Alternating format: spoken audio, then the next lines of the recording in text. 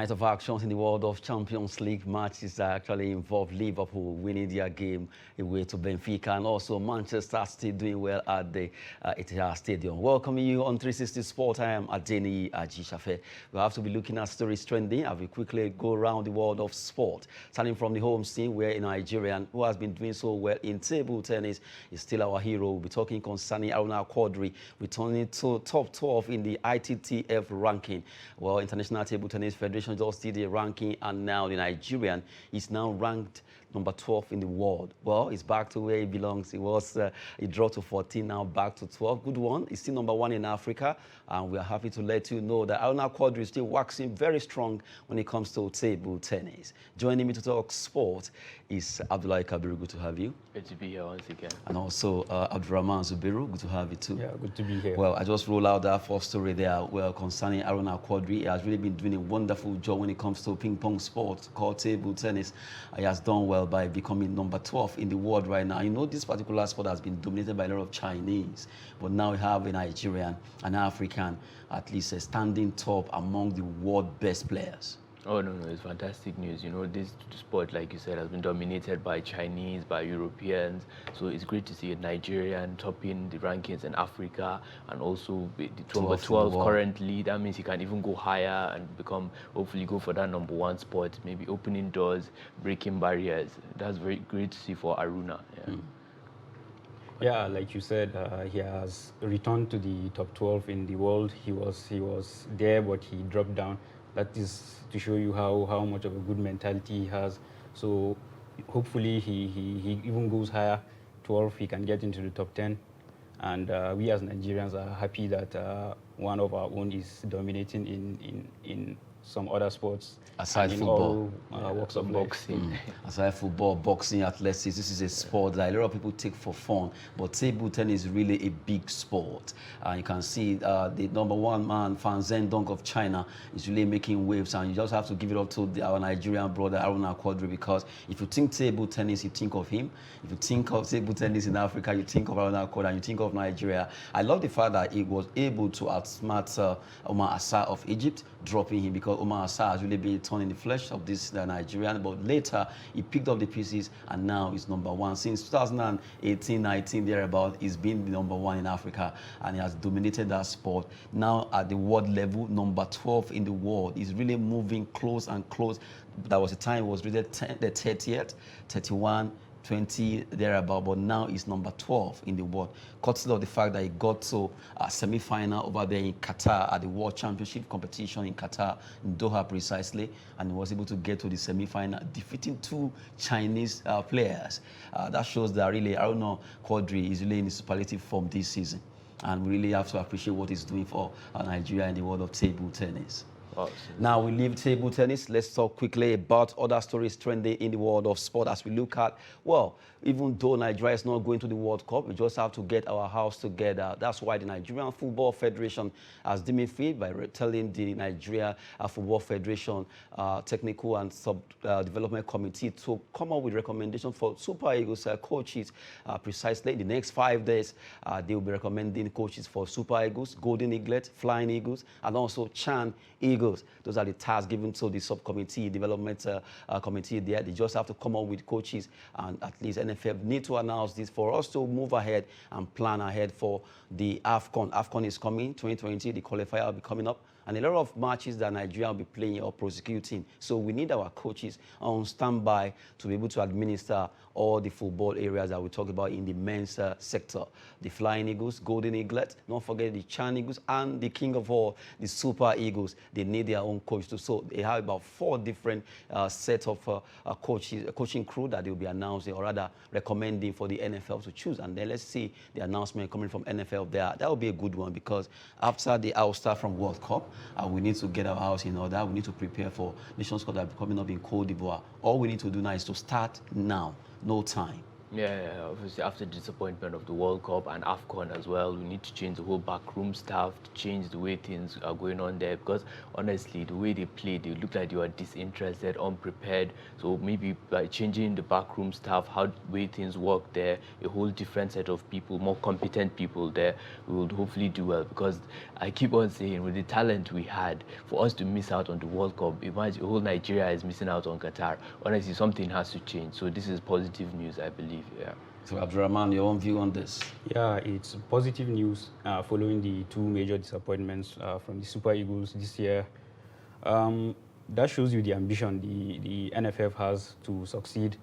Changing the backroom staff for sure it's the number one way to follow in going forward. The African Cup of Nations qualifiers is starting very soon, so it's something that is much needed. And like you said, it's not only the Super Eagles, it's the Flying Eagles, the Chan Eagles, it's the Golden Eaglets. Yeah, the Golden Eaglets. So it's going to be interesting how the new team comes in and performs with the Super Eagles and Flying Eagles and the whole men's national team. Good one. The national team for men, we just have to act well, because as it is, it seems the women's teams are really doing so well. The Super Falcons, they've done well. At least they've qualified for their own competition. You look at Falcons also doing that. Flamingos are on the verge. They'll be playing against Egypt in their last game for the qualifiers for India 2022. I just have to appreciate the fact that the ladies are really doing well. As we speak right now, Super Falcons are on their way to play against Canada in the two-legged friendly against Canada there. At least they are really preparing ahead of the competition that will be coming up in Morocco, talking about the women AFCON. Well, the ladies are really doing us so proud. We have to be proud of them too. And hopefully everything they need will be given to them. But for the men, well, we are waiting for the recommendations and for the NFF to do the needful by getting the right coaches who will be given authority to also act on the fact that, yes, they have been given the mandates to coach all the teams, Chan Eagles, Flying Eagles, Golden Eaglets, and Super Eagles. Then give them the chance to also walk. From there, we move to talk about CAF competitions, talking about CAF Champions League and CAF Confederation. Well, the draw has been made. We look at those fixtures that will be coming up in CAF, even though no Nigerian team, we still have to talk about it. Confederation of African Football Champions League draw. Let's look at the teams that will be playing. The A teams are Al Ahly of Egypt against Raja Casablanca of Morocco. Big one there is a Northern African affair there. You have ES Setif of Algeria against Experience of Tunisia. We have a Nigerian there who will hope that he will be able to do where Iwala is playing for Experience, former Eimba player. Hopefully he can at least deliver for his team Experience of Tunisia against El Setif of Algeria. Suel Belouizdad played for Algeria also. They'll be facing Wydad Casablanca of Morocco, another North African affair. We have Petro de Luanda of Angola versus Mamelodi Sundowns of South Africa. Those are the two teams that are not from the North Africa. That shows that this competition is really dominated by North African teams. Yeah, the North African countries have done better in this competition. They win it most of the time. I think the last time a team that wasn't from North Africa won it was Mamelodi Sundowns a couple of years back. So hopefully they can represent the remaining parts of Africa in this competition. At least we have one team, two teams rather. Maybe you can call Angola and Mamelodi from the Southern Africa. And you have the remaining 6 from Algeria, Morocco, and Egypt. It shows how dominant the North Africans are. You can see Al Ahly, I think they're the record winners there. They're still there competing for the top prize. Unfortunately, Egypt are not going to the World Cup as well. But yeah, Morocco, they are well represented there as well. 2 teams, Algeria, two teams from there. So Belouizdad is from Algeria, El Setif Algeria. You have 2 teams from Algeria. You have 1 from Egypt, 2 from Morocco, and 1 from Tunisia. So you have Egypt, so Morocco, Tunisia, and Algeria having 6 teams. Wydad Casablanca, Raja Casablanca from the city of Casablanca, 2 teams there. Wow. You have Experience, you have ES Setif, Belouizdad from Algeria, and you have Al Ahly from Egypt. Well, let's see if Petro de Luanda of Angola and Mamelodi will be able to turn things around, at least represent well. We don't have any West African honestly, team there. That means we have to step up our game, and you can't be missing out on no single team from West Africa. Exactly, that's quite embarrassing. Honestly, you have to step up our game. That shows that I think from the way it is, North African League is seems to be stronger. No, definitely. I think historically it has always been stronger. Like the players they've produced, if you remember the Egyptian greats, the likes of Zidane, Abu Trika, all of them used to play in that league. So that shows that they've really sorted their own out. So we should learn from them, hopefully. And another thing is that the North Africans have really invested in football. They've developed their game. So maybe we can pick up bits from them here in West Africa and also develop our own football, our own game, our stadiums, our fans. I love the fact that you say, okay, we can pick some bits from them, because from the way it is, if West Africa, East Africa, and okay, for Southern Africa, at least their football is also very standard. And you look at, if you can at least get closer to the North African countries, how did they do it that their league is so strong, their football is so strong? Majority of their players play at home. Exactly, I was about to say that. Majority of their players Exactly. play. Few of them go outside of the country, in Algeria, Morocco, Egypt, Tunisia, to go and play. Because why? Their league is standard. Honestly. They pay them well, everything's in order and all that. So that's why it seems, well, the league is so standard that there's no point going outside and play. And then they make sure business-wise it's really forthcoming. Yeah, I think it's the way they designed it, like everything works there. Like their league, you said you don't have to go abroad. All our players are rushing, everyone wants to leave, go to, even if it's not even a top league, maybe Belgium, they just want to leave and go abroad. But these guys, someone like Abu Trika, can you imagine? Someone is even saying he's the best player that hasn't, African player that hasn't played abroad, because imagine the talent he had, but he decided to stay and finish his career over at home in Egypt. So we need to really like look at them and learn from what they got right. I think Maybe you should take some Tuesday, just like Abdurrahman said. Yeah, like I said, Yeah, it all goes down to investment. If we can invest in our local leagues, develop young players, and keep them in the league, we can compete. But aside investing, a lot of factors that actually comes together when it comes to running football or sport. One, you need a lot of things to be in order. That's true. Let's look at if teams are even traveling. Look at the roads, Security, insecurity. yeah. You understand? Look at welfare of the players. You see clubs owing this, owing that, not paying players and all that. Issues here and there. You see the mentality of, we must win this game. Issue of fans attacking referee, and a lot of issues that we need to work on for our league to be standard. And then the pitches where we play football need to be fixed. Majority of the pitches need to be fixed so that we can have standard football pitches around Nigeria. Honestly. Good one there. We've been looking at CAF Champions League draw that was made, and at least not having no West African country there. That shows that, well, something must be done in West Africa to have at least, let's continue to have at least one team there. Now let's look at CAF Confederation also, where the draw was also made. They'll be playing, eight clubs will be playing in the CAF Confederation. Simba of Tanzania will be facing Orlando Pirates of South Africa. Al Ittihad Libya will also be playing against Al Ahly Tripoli. And you have Pyramid of Egypt against TP Mazembe of DR Congo. RSB Bakane of Morocco against Al Masry of Egypt. If you see, check it again, it's still North African countries, because Al Ittihad Libya, Pyramid Egypt, Al Masry Egypt.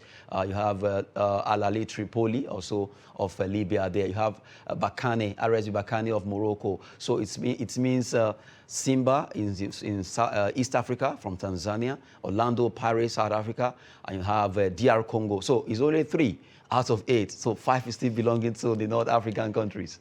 Yeah. Again, they dominate again, but it's good to see at least Libya have entered into the race now, and a Congolese team is representing one Tanzanian team. But yeah, the Egyptians, man, I don't know what they do there, but they just keep on everywhere. They're represented everywhere. They have 2 teams. Honestly, they're always represented. And then look at there. Libya. Despite what has happened to Libya, issue of war and all that, they still have teams playing and still able to qualify for competitions like this. Yeah, it's good to see. Despite the political situation, we pulled everything in Libya. At least they still have teams competing in the Confederations Cup draw in CAF. So that's good to see. Now, let's go to the big one. The UEFA Champions League was played between 4 clubs just over yesterday, and we have the result quickly. Well, 3-1 ended in favor of Liverpool at the Estadio de Luz. Well, Benfica came out. They tried their best, but Darwin Núñez at least scoring 1 for them. But you have to give it up to Liverpool, who really did well against Benfica. This particular game, let me talk to you guys from the way it is. Abdullah, how do you see that game, at least from the way you the game was played? Well, it was a very entertaining game, honestly. End-to-end stuff. Liverpool, the quality, the difference in quality. Because Benfica actually had chances if you watch the game closely, but the difference in quality with Liverpool, Mane scoring, you see Diaz, the new signing, what his player he's been like. He just came in January, but he has settled in so well. He's doing so well. They scored a header, Konate. He made a mistake as well in the game that led to the goal from Darwin Núñez. So, but Benfica, I still feel they're still not completely out of it. There's no away goals. So if they can go to Anfield and score and defend well, they still might have a slight chance, but it might be unlikely because. Okay, from the way you are talking now, it seems to be tilting towards Benfica having a chance. And okay, Abdurrahman, from the way you have just spoken, how do you say it? Yeah, when the Champions League draw was made, I thought Liverpool had the easiest draw. It was just going to be easy for them to beat Benfica over the tie, first leg and second leg, and it proved to be so. You can see the quality in attack for Liverpool. Mane, Salah, Jota, and co. It's just too much for Benfica. Him saying Benfica have maybe a slight little amount of chance to beat Liverpool at Anfield. I don't see that happening. Even the goal he scored yesterday was from Ibrahima Konate mistake. So I think Liverpool have 1 foot already in the Champions League semi-final. But you say you don't seem to agree with what he said. Yeah, Liverpool, the quality, he even said it, the quality between Liverpool and Benfica is too much. And Benfica, yeah, don't get me wrong, they had their moments yesterday, but Liverpool have just too much in their squad. Yeah, if you look at the game, like Benfica actually missed chances. That's why, like you said, the quality maybe what made the difference. Because Konate, I was wondering what was going on with him. He was making mistakes. It led to the goal, and they had some few chances they could have taken. It was really entertaining game, like end-to-end stuff. Like they were coming, attacking, and they were chasing them. So it was. I didn't say they have a chance. It's slight, maybe. They have a slight chance, maybe at Anfield, slight, because of the away goal rules. If the away goal rules were still there, it would have been a game over. But because of no away goal rules, if they go there, score 2, you can take the game to extra time, maybe penalties. Who knows? They might be able to qualify. For me, Benfica have absolutely no chance. Yeah, but, it's slight. Yeah. But it's football; anything can happen. Yeah. But like I said, for me, Benfica have no chance. Liverpool are going to play in the next round of the Champions League. Benfica will be packing and going home. Yeah, the goal, I think the goal Diaz scored probably changed it a bit, because if Diaz hadn't scored and it was 2-1, maybe Benfica would have had a better chance. But the fact that Diaz scored, maybe it has limited their chances a bit. But like you said, football, man, you never know. Remember Real Madrid, PSG were leading 2-0 with how many minutes to go. Real Madrid scored 3 goals, so you can never say that's football, the difference especially Champions League. between Real Madrid and Benfica. Real Madrid have that quality in their team. They have the experience to turn games around, and Benfica don't have that in their team. So that's why it's going to be too much for them next week. Yeah, Okay, we've been looking at UEFA Champions League match that was played between Liverpool and Benfica. Well, Liverpool doing well. They are winning 3-1. You just have to give it up to the rest, the Cubs, as they call them, the team that never walk alone. They did well, traveling away to Portugal, and they were able to win at the Estadio da Luz. 3-1, they are a good one for them. But we've been looking at that. But still talking about this particular match, I still believe anything can happen because Liverpool and Benfica, they have a lot of history together. And you look at when Liverpool was dominating, yes, and when Benfica also had their own 2006, it was a turnaround for them. So it's still open for them. If you remember what happened between Real Madrid and PSG, you can't write a team like this. You have to be very careful. They can come to Anfield and shock you. So a lot of people should not just, okay, it's over. No, it's not over until it's over. We've seen a few upsets this season. If you remember Villarreal against Juventus, they went to Juventus and beat them 3-0. So that's why, and if you look at both teams on paper, you think Juventus will beat these people, but that's why you can't rule it out yet unless the match is played on the pitch. So Villarreal and Juventus was like a different game. The gap in quality wasn't really much. Villarreal, current Europa League winners, Juventus haven't been playing anywhere near their best in the last 2 years.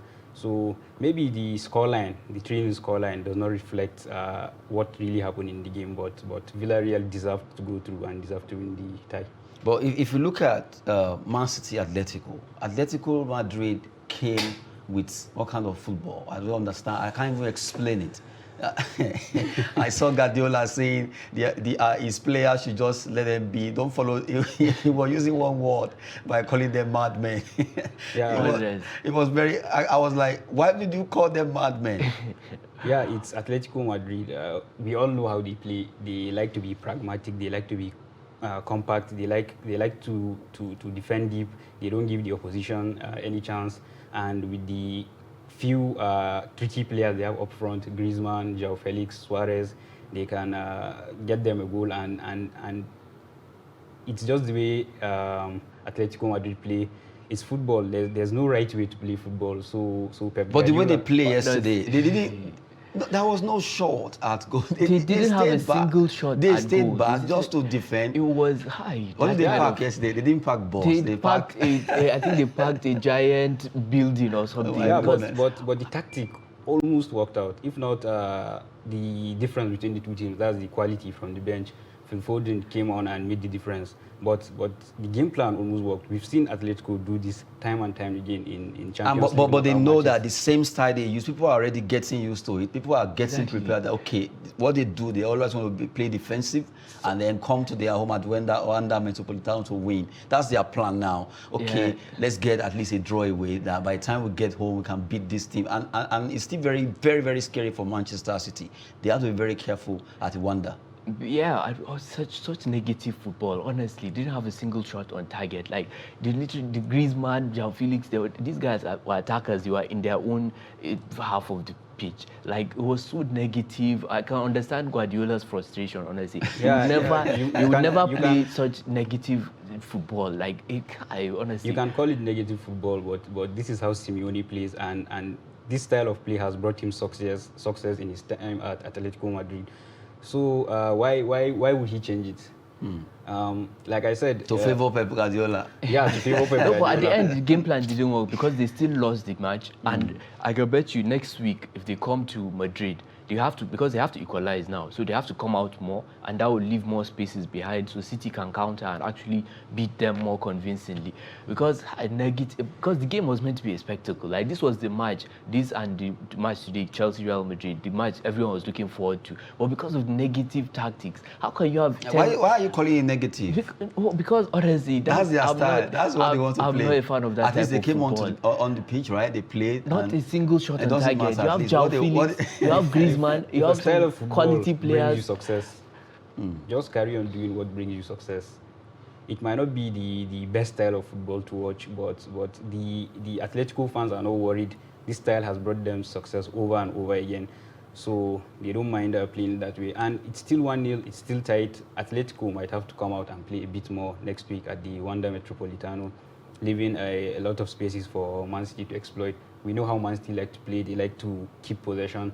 They like to attack spaces and create chances. So next week, let's wait and see what happens. See, but Phil Foden, man, just coming off the bench after 80 seconds, just found that perfect pass, opened them up. Honestly, if they had a proper striker, I felt they would have beaten Atletico Madrid more yesterday. Despite their defensive tactics, City still created some decent opportunities, honestly. They didn't have that clear striker to finish them off, but I feel next week they will defeat them in Madrid, honestly. so sure. Yeah, they will have to come out and play because this time they were cowards, they were staying in behind, defending. Next week, we have to come out and play, and City would definitely beat them. You're so sure City will win that game. I'm confident, but let me know. I'm confident, Okay, yeah. we've been looking at at least when Mourinho came with his style, everybody was saying was playing brutal football. Diego Simeone now you are calling his style negative football, right? football. But at least he has been winning. He has been doing well with it. Oh, sometimes it works, sometimes it doesn't work. But you have quality players on the pitch. At least give it a go. Like it wasn't a nice game to watch, honestly. Like they messed up the match. I think Pep Guardiola, like, he should be used to this team setting up like this. After all, they were together in against Spanish Man La City. Liga. Like most of the time in Premier League matches, when Pep plays against teams that are, most teams in the Premier League, I think the only team that comes and faces Man City head to head attacking football is maybe Liverpool. But Pep Guardiola, he should be used to this. His team is just too strong, quality players, technical players. So that's just the way to beat Man City. That's the only way. Defend deep, get counter attacks, and take your chances. But in a game like this, like the game stakes were high. Atletico, they have their own quality players. If they were like a champion, a relegation fighting team, I would understand. You have João Felix, you have Griezmann, you have your own quality. And City's defense, them too, they have their own flaws. When did they lose recently? They lost the match recently, so they have their own vulnerability. Aki was playing left back. Attack him. John Stones was in defense. Him too has his own mistakes in him. Attack, like honestly, I couldn't. That match was disappointing. It was meant to be an entertaining match, man, but Atletico Madrid, they really spoiled the spectacle. But next week, Simeone's job isn't really to please us, the fans. Simeone's job is to get Atletico to the next round of the Champions League, and he feels like that's the best way possible. After all, remember the same style they are using. They got to Champions League final twice, back to back. but that was years ago. But now they're how not. many years back? The same style. We just have to at least give this man the chance to at least talk about this match. It's been wonderful with them in the studio, Abdurrahman and Abdullahi Kabiru. Good one there. Good to have you guys in the studio. Thank you very much. Well, 360 is actually interesting. We will have to go now. Our time is up. I am Adeni Ajishafe. Thanks for watching.